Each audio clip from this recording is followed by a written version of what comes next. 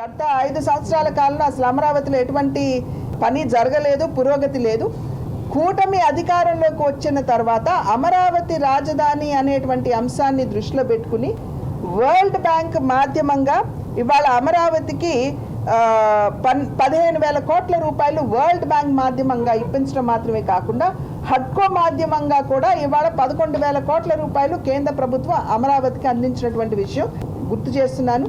ఇది మాత్రమే కాకుండా కొత్త రైల్వే లైన్ ఒకటి ప్రతిపాదించారు.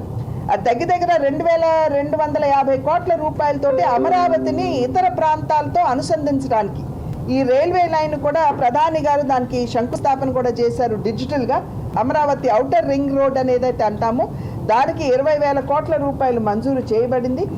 పోలవరం వైఎస్ఆర్సీపీ అధికారంలో ఉన్నప్పుడు ఏ మాత్రం ముందుకి జరగలేదు అనేటువంటి విషయం మనందరికీ తెలుసు. మళ్ళీ ఈ మధ్య కాలంలో 12,500 కోట్ల రూపాయలు అందించినటువంటి విషయం మనం అందరం కూడా ఇక్కడ గుర్తించాలి అని చెప్పి చేస్తున్నటువంటి అభ్యర్థన.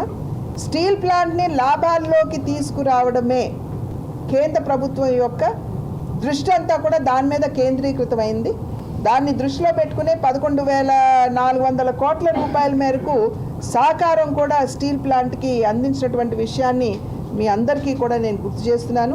South coastal railway division Vizag హబ్గా మనం దాన్ని కూడా నిర్మాణం జరుగుతున్నటువంటి నేపథ్యం.